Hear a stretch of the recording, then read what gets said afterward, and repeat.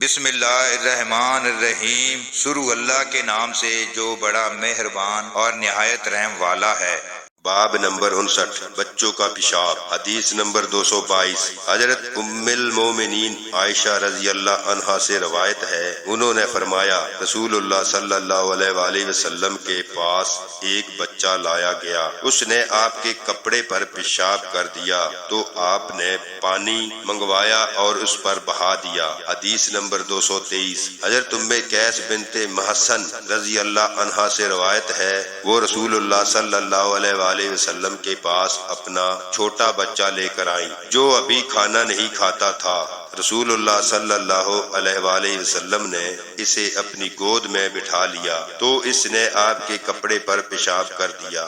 آپ نے پانی منگوا کر اس پر چھڑک دیا لیکن اسے دھویا نہیں۔ باب نمبر 60، کھڑے ہوئے اور بیٹھ کر پیشاب کرنا۔ حدیث نمبر 224، حضرت حذیفہ رضی اللہ عنہ سے روایت ہے، نبی صلی اللہ علیہ وآلہ وسلم کا ایک قوم کے کوڑے کرکٹ کے ڈھیر پر سے گزر ہوا تو وہاں آپ نے کھڑے ہو کر پیشاب کیا، پھر آپ نے پانی مانگا تو میں پانی لے آیا، چنانچہ آپ نے وضو فرمایا۔ باب نمبر 61، اپنے ساتھی کے قریب اور دیوار کی آڑ میں پیشاب کرنا۔ حدیث نمبر 225، حضرت حذیفہ رضی اللہ عنہ سے روایت ہے، انہوں نے فرمایا میں خود کو اور نبی صلی اللہ علیہ وآلہ وسلم کو دیکھ رہا ہوں کہ ہم جا رہے ہیں، آپ کسی قوم کے کوڑے کرکٹ کے ڈھیر پر گھورے پر پہنچے جو ایک دیوار کی پشت پر تھا، آپ وہاں اس طرح کھڑے ہوئے جس طرح تم میں سے کوئی شخص کھڑا ہوتا ہے، پھر پیشاب کیا،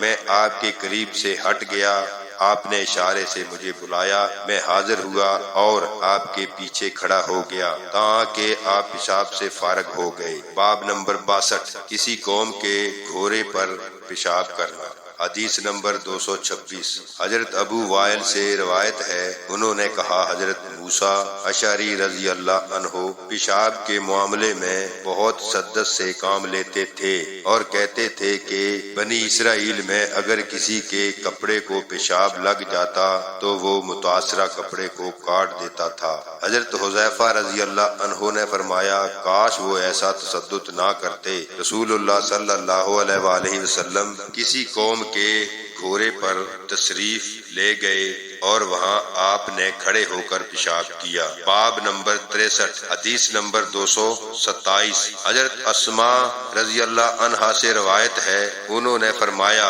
ایک عورت نبی صلی اللہ علیہ وآلہ وسلم کے پاس آئی اور عرض کیا بتائیے ہم میں سے اگر کسی عورت کو حیض آئے اور کپڑے کو لگ جائے تو وہ کیا کرے؟ آپ نے فرمایا اسے کھرچ ڈالے، پھر پانی ڈال کر رگڑے اور دھو ڈالے، پھر اس میں نماز پڑھ لے۔ حدیث نمبر 228، حضرت عائشہ رضی اللہ عنہا سے روایت ہے، انہوں نے فرمایا فاطمہ بنت ابی حبیش رضی اللہ عنہا نبی اکرم صلی اللہ علیہ وآلہ وسلم کے پاس حاضر ہوئی اور کہنے لگی اے اللہ کے رسول، میں ایسی عورت ہوں کہ اکثر مستحاضہ رہتی ہوں اور اس کی وجہ سے پاک نہیں ہو سکتی، کیا میں نماز چھوڑ دوں؟ رسول اللہ صلی اللہ علیہ وآلہ وسلم نے فرمایا نہیں، نماز مت چھوڑو، یہ ایک رگ کا خون ہے، حیض نہیں، پھر جب تیرے حیض کا وقت آ جائے تو نماز چھوڑ دے اور جب وقت گزر جائے تو اپنے بدن اور کپڑوں سے خون دھو کر نماز ادا کر۔ حسام نے کہا میرے والد عروہ بن زبیر نے کہا آپ نے فرمایا پھر ہر نماز کے لیے وضو کر حتیٰ کہ وہی حیض کا وقت پھر آ جائے۔ باب نمبر 64، منی کا دھونا اور اسے خرچ ڈالنا، نیز جو رطوبت عورت سے لگ جائے اس کا دھونا۔ حدیث نمبر 229، حضرت عائشہ رضی اللہ عنہا سے روایت ہے، انہوں نے فرمایا میں نبی صلی اللہ علیہ وآلہ وسلم کے کپڑے سے جنابت کے اثرات کو دھو ڈالتی تھی اور آپ انہی کپڑوں میں نماز کے لیے باہر تشریف لے جاتے، جبکہ پانی کے دھبے آپ کے کپڑے میں باقی ہوتے نظر آتے تھے۔ حدیث نمبر 230، حضرت سلیمان بن یسار سے روایت ہے، انہوں نے حضرت عائشہ رضی اللہ عنہا سے سوال کیا جس کپڑے کو منی لگ جائے تو کیسے پاک کیا جائے؟ حضرت عائشہ رضی اللہ عنہا نے فرمایا میں رسول اللہ صلی اللہ علیہ وآلہ وسلم کے کپڑوں سے منی دھو ڈالتی، پھر آپ نماز کے لیے باہر تشریف لے جاتے اور دھونے کے نشان یعنی پانی کے دھبے کپڑے پر باقی رہ جاتے۔ باب نمبر 65، جب منی وغیرہ دھوئے اور اس کا اثر زائل نہ ہو۔ حدیث نمبر 231، عمرو بن میمون سے روایت ہے کہ میں نے حضرت سلیمان بن یسار سے منی آلود کپڑے کے بارے میں سوال کیا تو انہوں نے کہا، حضرت عائشہ رضی اللہ عنہا نے فرمایا، میں رسول اللہ صلی اللہ علیہ وآلہ وسلم کے کپڑے سے منی دھو ڈالتی تھی، پھر آپ نماز کے لیے تشریف لے جاتے جبکہ دھونے کا نشان یعنی پانی کے دھبے کپڑے پر باقی رہ جاتے۔ حدیث نمبر 232، حضرت عائشہ رضی اللہ عنہا سے روایت ہے کہ وہ منی کو نبی صلی اللہ علیہ وآلہ وسلم کے کپڑوں سے دھوتی تھی۔ حضرت عائشہ نے کہا، پھر میں اس دھونے کا ایک دھبا یا کئی دھبے آپ کے کپڑوں میں دیکھتی۔ باب نمبر 66، اونٹ بکریوں اور دیگر چوپایوں کے پیشاب نیز بکریوں کے باڑے کا حکم۔ حضرت موسیٰ اشعری رضی اللہ عنہ نے دار البرید اور سرکین میں نماز ادا کی جبکہ جنگل یعنی میدانی علاقہ ان کے پہلو میں تھا،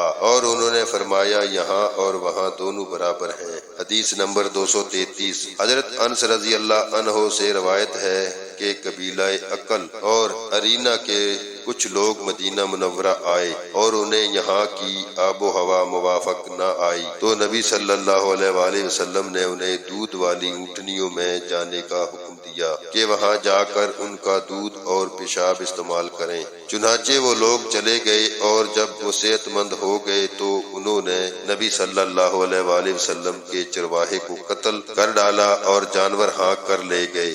صبح کے وقت رسول اللہ صلی اللہ علیہ وآلہ وسلم کو جب یہ خبر پہنچی تو آپ نے ان کے تعاقب میں چند آدمی روانہ کیے، چنانچہ سورج بلند ہوتے ہی ان سب کو گرفتار کر لیا گیا۔ پھر آپ کے حکم سے ان کے ہاتھ پاؤں کاٹے گئے اور ان کی آنکھوں میں گرم سلائیاں پھیری گئیں۔ اس کے بعد گرم سنگلاخ جگہ پر انہیں ڈال دیا گیا۔ وہ پانی مانگتے تھے لیکن انہیں پانی نہیں دیا جاتا تھا۔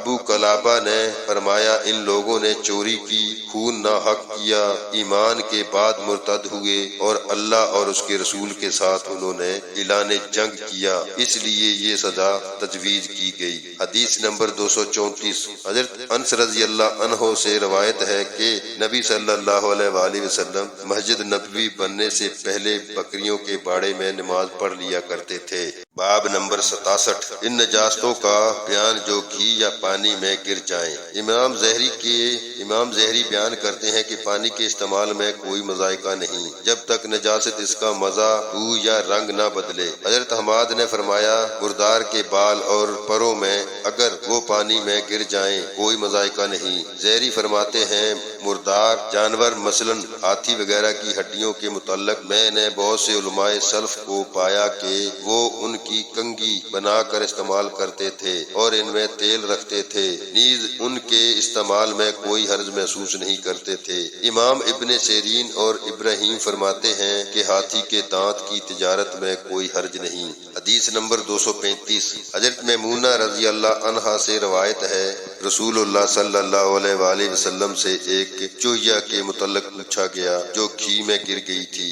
آپ نے فرمایا، اسے نکال دو اور اس کے قریب جس قدر گھی ہو اسے بھی پھینک دو، پھر اپنا باقی گھی استعمال کر لو۔ حدیث نمبر 236، حضرت میمونہ رضی اللہ عنہا ہی سے روایت ہے، نبی صلی اللہ علیہ وآلہ وسلم سے سوال ہوا کہ چوہا اگر گھی میں گر پڑے تو کیا کریں؟ آپ نے فرمایا، چوہے کو اس کے آس پاس کے گھی کو پھینک دو۔ حضرت مان کہتے ہیں، امام مالک نے ہمیں کئی مرتبہ یہ حدیث بیان کی اور وہ یوں کہتے تھے، ان ابن عباس ان میمونہ رضی اللہ عنہ۔ حدیث نمبر 237، حضرت ابو ہریرہ رضی اللہ عنہ سے روایت ہے، وہ نبی صلی اللہ علیہ وآلہ وسلم سے بیان فرماتے ہیں، اللہ کی راہ میں مسلمان کو جو زخم لگتا ہے قیامت کے دن وہ اپنی اصلی حالت میں ہوگا، جیسے زخم لگتے وقت تھا، خون بہ رہا ہوگا، اس کا رنگ تو خون جیسا ہوگا مگر خوشبو کستوری کی طرح ہوگی۔ اللہ تعالی ہم سب کو دین کو